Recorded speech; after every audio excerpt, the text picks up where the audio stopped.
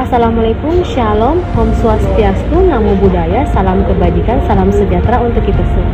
Selamat datang di program pengembangan dosen dan uji kompetensi tindak pedagogik PDD UKT-PT sebagai bagian dari sertifikasi dosen. Bersama saya, Retnowati Jasa, dosen program studi manajemen Fakultas Ekonomi Universitas Teknologi Sulawesi. Saya bergabung di Universitas Teknologi Sulawesi dan ditempatkan pada home base program studi manajemen sejak tahun 2015. Baik, pada kesempatan ini saya membuat video pernyataan diri dosen pada unjuk kerja Tridharma Perguruan Tinggi atau PDD UKT-PT bidang pengajaran sebagai salah satu instrumen penilaian pada sertifikasi dosen. Saya menyajikan rekaman video pengajaran pada mata kuliah analisis laporan keuangan yang telah saya ampu berdasarkan DIA, Delivery, Interaction, and Assessment, dan tentunya pada mata kuliah tersebut juga tercatat di Sister sebagai salah satu kinerja bidang pendidikan yang saya miliki. Mata kuliah analisis laporan keuangan merupakan mata kuliah wajib dengan kredit 2 SKS yang diajarkan pada mahasiswa semester 6. Mata kuliah ini disajikan dalam 14 kali pertemuan, tidak termasuk middle test dan final test. Mata kuliah ini mengajarkan tentang beberapa hal seperti konsep dan ruang lingkup laporan keuangan, analisis laporan keuangan, analisis rasio keuangan, analisis tren, analisis titik impas, serta analisis perkreditan. Adapun CPL yang ingin dicapai dalam mata kuliah ini meliputi 3 komponen utama, yaitu sikap, pengetahuan, dan keterampilan. Untuk komponen CPL sikap, yaitu mahasiswa mampu menunjukkan sikap bertanggung jawab atas pekerjaan di bidang keahliannya secara mandiri. Untuk CPL pengetahuan, mahasiswa diharapkan mampu menganalisis laporan keuangan secara relevan dan andal dalam mendukung pengambilan keputusan dan pengendalian manajemen. Selanjutnya, untuk CPL keterampilan, mahasiswa diharapkan mampu menganalisis informasi keuangan dalam pengambilan keputusan bisnis. Beberapa CPL ini kemudian dikemas dalam 6 CPMK yang lebih spesifik, yaitu untuk CPMK 1, mahasiswa diharapkan mampu memahami konsep dan ruang lingkup laporan keuangan. CPMK 2, mahasiswa diharapkan mampu memahami jenis dan komponen laporan keuangan. Untuk CPMK 3, mahasiswa diharapkan mampu menganalisis analisis laporan keuangan. Selanjutnya, CPMK 4, mahasiswa diharapkan mampu menganalisis analisis rasio keuangan. Lalu, pada CPMK 5, mahasiswa diharapkan mampu mengaplikasikan analisis rasio, analisis tren, rasio keuangan bank, serta analisis titik impas. The last one, CPMK 6, mahasiswa diharapkan mampu menganalisis analisis perkreditan. Kemudian, untuk beberapa referensi yang digunakan pada mata kuliah ini terdiri dari 2 komponen, yaitu komponen utama dan komponen pendukung.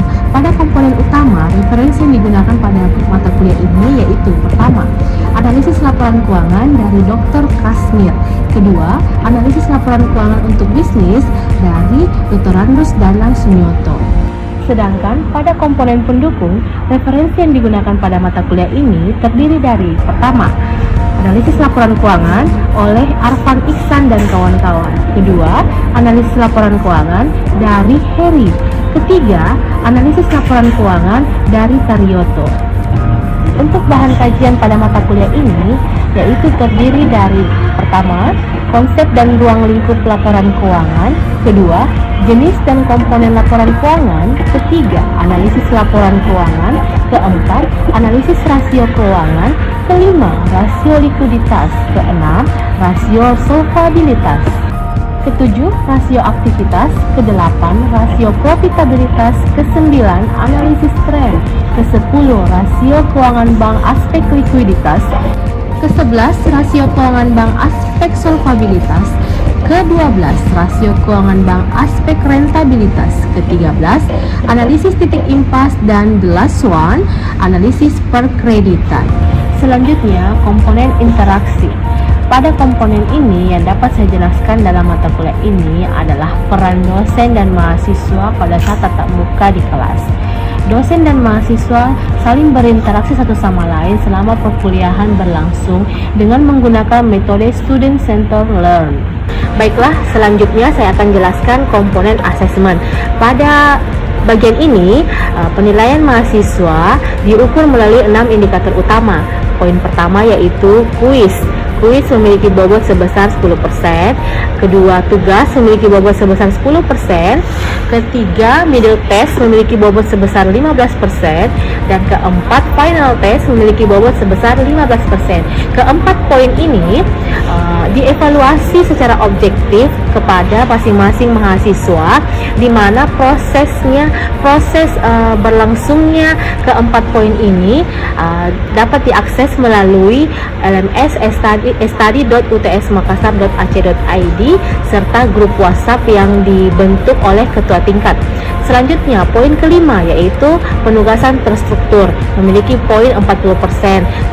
Di antara penilaian, poin ini yang paling besar karena pada poin ini penilaian mahasiswa diperoleh melalui penilaian tim, yaitu Project Burst Learn, yang mana hasil dari tim itu mereka akan unggah ke LMS study.utsmakassar.ac.id. Lalu pada poin terakhir penilaian yaitu aktivitas partisipasi memiliki bobot sebesar 10%. Pada poin ini penilaian mahasiswa diperoleh melalui keaktifan mahasiswa selama proses perkuliahan berlangsung di kelas yang berlangsung selama 1 semester. Kelima, penugasan terstruktur memiliki bobot sebesar 40% diambil dari hasil tim project base mereka. The last one assessment yaitu keaktifan partisipasi memiliki bobot sebesar 10% yang diambil dari hasil keaktifan mahasiswa selama proses perkuliahan berlangsung. Terima kasih telah menyimak aspek-aspek yang saya gunakan dalam bidang pengajaran. Selanjutnya, saya akan menampilkan proses pembelajaran yang telah saya lakukan di dalam kelas.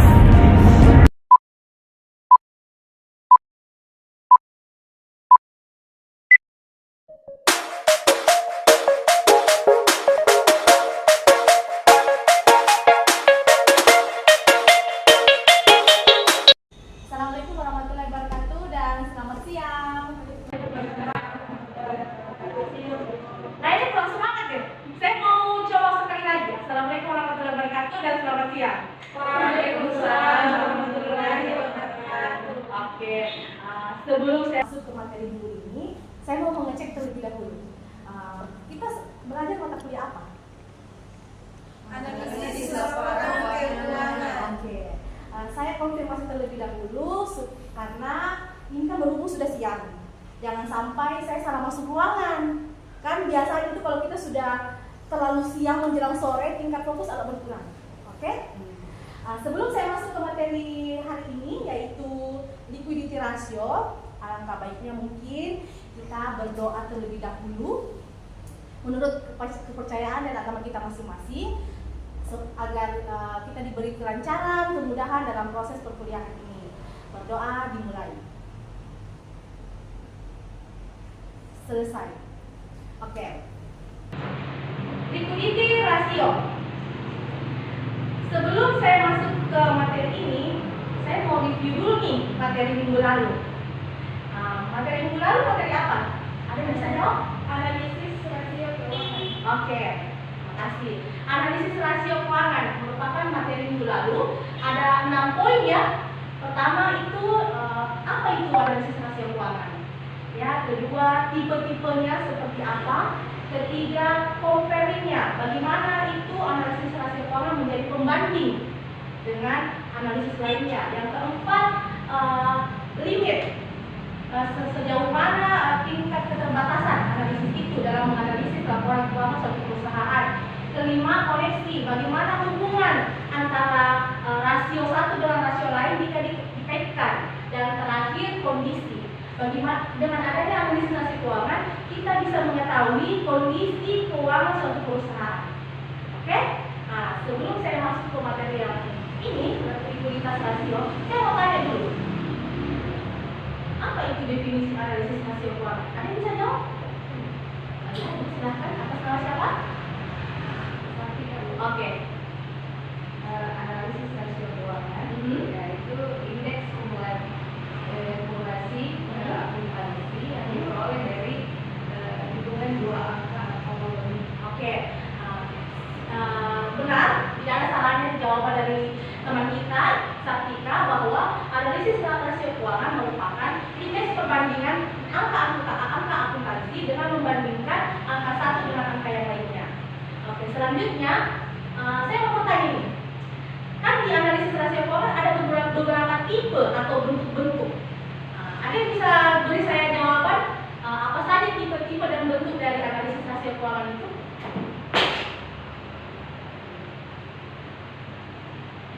Ada yang bisa beri jawaban?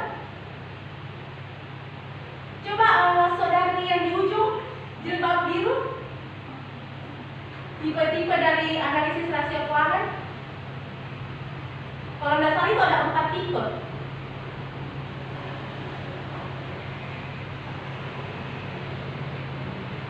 Ayo.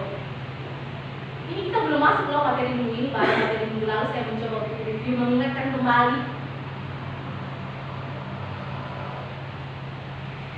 Tidak ada yang tahu? Bentuk-bentuk analisis rasio keuangan ada 4. Pertama, rasio likuiditas. Kedua, oke. Ketiga, probabilitas. Selanjutnya, aktivitas. Oke. Nah, itulah tipe-tipe dari analisis rasio keuangan. Nah, dari keempat tipe itu, poin pertama itu rasio likuiditas. Nah, untuk minggu ini kita akan bahas lebih dalam tentang rasio likuiditas. Oke. Untuk rasio likuiditas itu sendiri ada 6 poin penting yang akan kita pelajari. Yang pertama, ya, seperti yang kita ketahui bersama bahwa apa itu definisi dari rasio likuiditas. Yang kedua, pertanyaan apa saja yang selalu muncul perihal tentang rasio likuiditas. Yang ketiga, misi tujuan dari rasio itu. Keempat, tipe-tipenya. Yang kelima, ibu nanti akan menunjukkan contoh laporan keuangan suatu perusahaan. Dan terakhir, kita akan mencoba untuk simulasi menjawab melihat tingkat likuiditas suatu perusahaan menggunakan rumus atau formula yang ada. Oke? Nah, selanjutnya. About us, definisi dari liquidity rasio dan tujuannya. Likuiditas rasio atau rasio likuiditas merupakan suatu rasio alat analisis dalam keuangan untuk menilai tingkat kemampuan perusahaan dalam memenuhi kewajiban jangka pendeknya. Kewajiban jangka pendeknya di sini maksudnya utang ya. Kan di dalam laporan keuangan itu terbagi 2 jenis utang, utang jangka pendek dan utang jangka panjang. Utang jangka pendek itu utang yang jatuh temponya paling lama 1 tahun dan perusahaan itu siap untuk melunasi utang jangka pendeknya. Jika perusahaan tidak siap melunasi utang jangka pendeknya, berarti likuiditas perusahaan itu bermasalah. Ya, tujuannya dari analisis rasio likuiditas yaitu untuk melakukan uji kecukupan dana serta kemampuan perusahaan membayar kewajiban-kewajiban jangka pendeknya. Oke? Hal-hal yang biasa ditanyakan perihal analisis rasio likuiditas yaitu pertama, apakah perusahaan mampu melunasi utang jangka pendek tepat pada waktunya. Yang kedua, apakah manajemen menggunakan modal kerja secara efektif. Jangan sampai jika modal kerja digunakan secara tidak efektif, itu akan berpengaruh kepada efektivitas perusahaan dalam melunasi utang jangka pendek maupun utang jangka panjang. Yang ketiga, jumlah modal kerja cukup, berlebih atau kurang. Dengan rasio ini kita bisa tahu modal kerja perusahaan itu cukup, ini lagi dalam keadaan kurang, ini dalam keadaan berlebih. Terus yang keempat, apakah perusahaan mempunyai posisi keuangan jangka pendek yang baik dengan credit rating yang menguntungkan. Kan kita dalam suatu perusahaan tidak bisa lulus dari namanya kredit ya. Nah, di situ kita bisa dengan analisis ini kita bisa tahu tingkat kredit kita itu baik tidak macet tidak, maksudnya lancar tidak pembayaran kredit kita, jangan sampai macet. Dengan analisis ini kita bisa mengetahuinya. Nah, selanjutnya kekuatan dari posisi rasio keuangan itu kekuatan dari posisi rasio likuiditas yaitu mampu memelihara kredit rating yang menguntungkan dan membayar bunga utang jangka pendek serta dividen tepat pada waktunya. Yang kedua, mampu memelihara modal kerja yang cukup untuk membelanjakan operasi perusahaan yang normal serta memenuhi tagihan dari kreditur jangka pendek tepat pada waktunya. Oke, tipe-tipe di rasio likuiditas itu sendiri ada 5 tipe. Tapi sebelum saya melangkah lebih jauh, saya mau bertanya, sampai sejauh ini ada nggak yang belum dipahami? Paham? Oke, saya lanjutkan ya. Tipe dari analisis rasio likuiditas itu, ini secara umum tujuan utama rasio keuangan digunakan untuk menilai kemampuan perusahaan dalam memenuhi kewajibannya melalui rasio likuiditas. Dapat diketahui hal-hal lain secara spesifik dan masih berkaitan dengan kemampuan perusahaan dalam memenuhi kewajibannya. Tipenya ada 5. Pertama, current ratio. Kedua, quick ratio. Ketiga, cash ratio. Keempat, receivable turnover. Dan kelima, inventory turnover. Itu bisa kayaknya kurang jelas. Semuanya simak. Oke.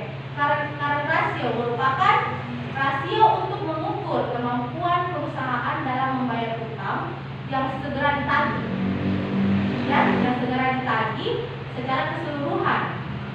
Current ratio itu memiliki standar dalam analisis laporan keuangan. Standar maksimal current ratio sebuah perusahaan itu 20%. Di atas dari 20%, berarti current ratio perusahaan itu anggap bermasalah. Artinya ya, setiap 1 rupiah current ratio yang diperoleh menjamin aktiva lancar sebesar 1 rupiah. Aktiva lancar itu kalau dalam laporan keuangan itu biasanya disebut dengan aset lancar. Ya. Oke, selanjutnya quick ratio. Quick ratio merupakan rasio uji cair. Jika quick ratio sebesar 100% menunjukkan kondisi keuangan jangka pendek perusahaan itu baik. Namun jika di bawah 100% berarti kondisi keuangan perusahaan itu tidak baik. Yang ketiga, cash ratio. Cash ratio itu sendiri merupakan rasio yang merupakan alat untuk mengukur seberapa besar uang kas dan surat-surat berharga yang tersedia untuk memenuhi atau membayar utang jangka pendek perusahaan. Nah, yang keempat, receivable turnover, yaitu rasio yang digunakan untuk mengukur berapa lama penagihan piutang selama 1 periode. 1 periode itu paling cepat 1 tahun. Oke? Dan terakhir, inventory turnover. Inventory turnover merupakan rasio yang menggambarkan berapa kali persediaan barang dijual dan diadakan kembali setiap mencoba melakukan transaksi. Oke, selanjutnya saya mau bertanya ya, atau ada yang mau bertanya sama Ibu? Saya Bu, oh ya, sama siapa? Menurut Pria. Oke, silakan. Ini Bu, bisa berikan contoh cara memperoleh current ratio? Oke. Current ratio itu kan rumusnya adalah aktiva lancar berbanding dengan utang lancar dikali 100%. Untuk memperoleh itu, Ibu kasih sampel contoh laporan keuangan. Ini misalnya ya, perusahaan Hajasa Mall. Hajasa itu mall jasa ya. Terus ini bentuk laporan keuangannya tahun 2021, 2022, dan 2023. Kita ambil sampel, mau lihat current ratio tahun 2021. Rumusnya tadi apa? Aktiva lancar berbanding dengan utang lancar ya. Dari sini kita bisa lihat ya, aktiva lancar pada tahun 2021 perusahaan Raja Sarkop yaitu 11.500 ya. Terus utang lancar perusahaan Raja Sarkop tahun 2021 itu sebesar, utang lancarnya utang lancar 18.000 ya. Jadi tadi itu 11.500 berbanding dengan 18.000 dikali 100 berapa?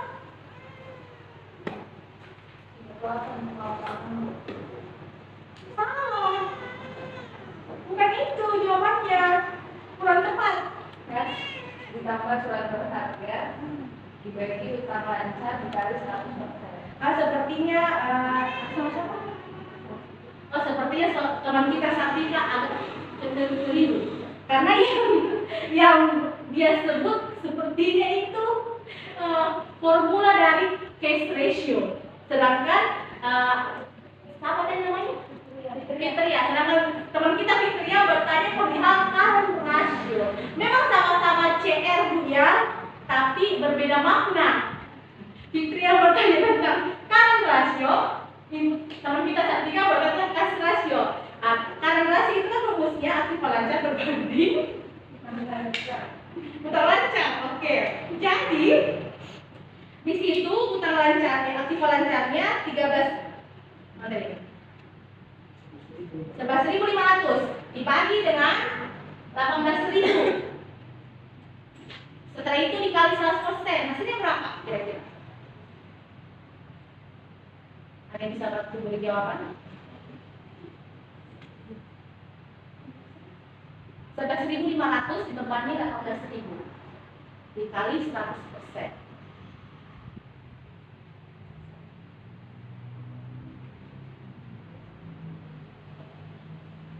Kok lama? Kan tinggal 1%. Berapa hasilnya? Ya, hasilnya 63,8. Oke, 63,8. Kita merujuk ke teori bahwa standar current ratio tadi berapa? Yang saya paparkan di depan slide sebelumnya.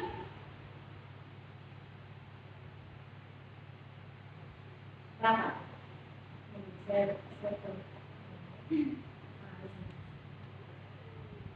Standarnya current ratio 200% ya. Tadi dapat berapa? 63,8. Berarti kondisi current ratio perusahaan itu kurang bagus karena berada di bawah 200%. Sedangkan current ratio suatu perusahaan dikatakan baik jika dia bisa memperoleh minimal 200%. Oke?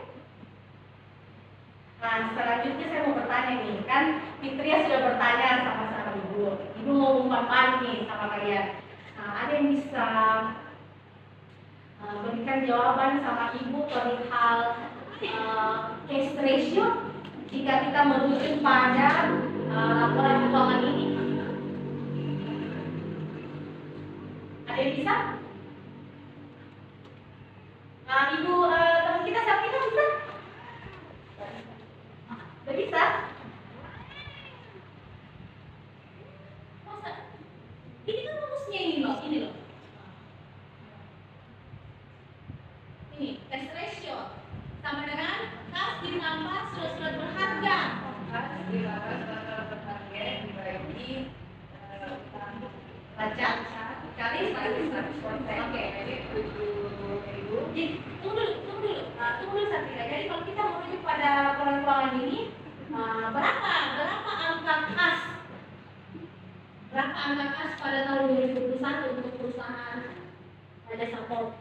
7.000 ya. Oke, terus ditambah surat-surat berharga 0 ya. Nol terus utang lancarnya dibagi 180.000. Kalau dikali 100%, hasilnya berapa? Yang saya dapatkan itu 38,85. Oke, good, nice. Sudah kebetulan. Oke, Ibu rasa untuk pemaparan Ibu ini teman-teman semua lumayan memahami ya, cukup memahami perihal rasio likuiditas. Untuk materi minggu depan, kita akan melangkah ke rasio solvabilitas. Namun, sebelum kita join di pertemuan minggu depan, Ibu akan memberikan kalian project burst learn, ya, serta ada project kelompok serta tugas individu. Project kelompok itu, Ibu minta kepada kalian nanti, Ibu rasa kalian bagi sendiri deh kelompoknya ya, nggak usah lagi Ibu tentukan. Lalu kalian pergi ke Indeks 3X ya, Bursa Efek Indonesia, kantor wilayah Sulawesi Selatan, itu alamatnya di Ratulangi. ya. Kalian ke situ, lalu cari, nanti ibu share di grup WhatsApp serta di LMS tadi kita, ya. Nanti ibu share di situ tiap kelompok cari laporan keuangan perusahaan ini. Setelah itu kalian analisis menggunakan perhitungan rasio likuiditas itu, lalu